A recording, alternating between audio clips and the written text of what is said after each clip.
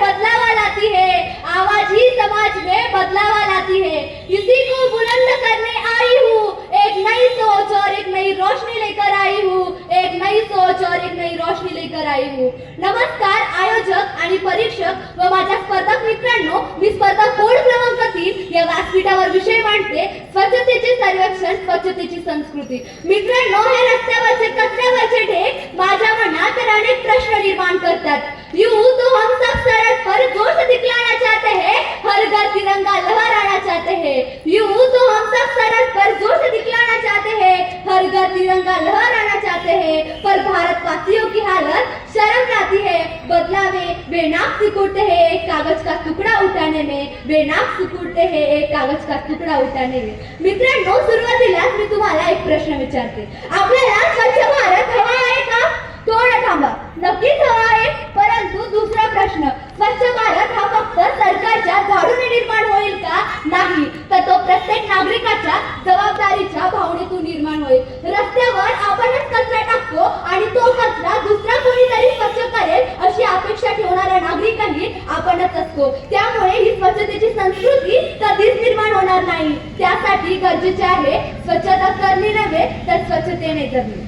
स्वच्छता नाही केवळ एका दिवसाची गोष्ट, ती आहे आयुष्यभराची शपथ। स्वच्छता नाही केवळ एका दिवसाची गोष्ट, ती आहे आयुष्यभराची शपथ। हे सत्य होईल तेव्हा जेव्हा भारत बदलेल तेव्हा, जेव्हा भारत बदलेल तेव्हा। मित्रांनो, आपण आपल्या घरी गेल्यावर काय करतो? जेव्हा आपल्या घरामध्ये कचरा होतो तर तेव्हा तो कचरा आपण बाहेर काढतो, घर झाडतो, फरशी पुसतो आणि आपलं सामान आपण व्यवस्थित ठेवतो। परंतु प्रश्न मात्र मग इथे एकच उपस्थित होतो की आपलं घर स्वच्छ आणि आपला परिसर अस्वच्छ का?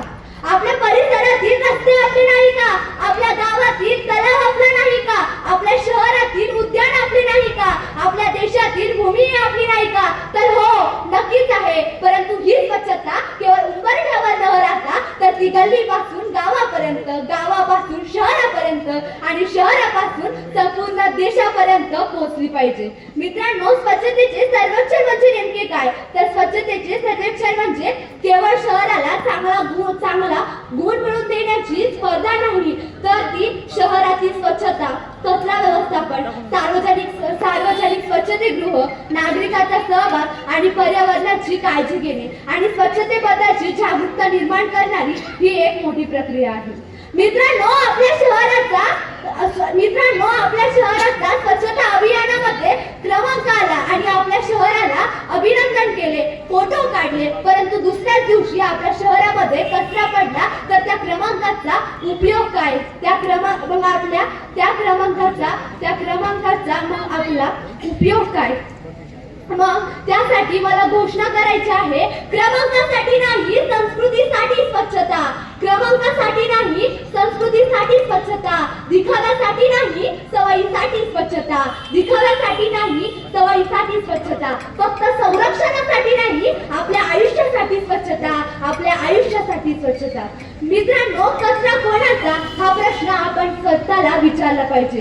रस्त्यावर पडलेली प्लास्टिकची पिशवी कोणाची? नाल्यात टाकलेला कचरा कोणाचा? फुटपाथवर पडलेली बॉटल कोणाची? आणि भिंतीवर चिटकवलेली पोस्टर कोणाची? उत्तर मात्र एकच, आपल्या समाजाची। मित्रांनो, भाषणाला पूर्ण विराम देताना मला एवढंच म्हणावंसं वाटतं, कचरा नाही टाकणार भारत स्वच्छ ठेवणार, कचरा नाही टाकणार भारत स्वच्छ ठेवणार। स्वच्छतेची संस्कृती हीच भारताची नवी ओळख बनवूया, स्वच्छतेची संस्कृती हीच भारताची नवी ओळख बनवूया।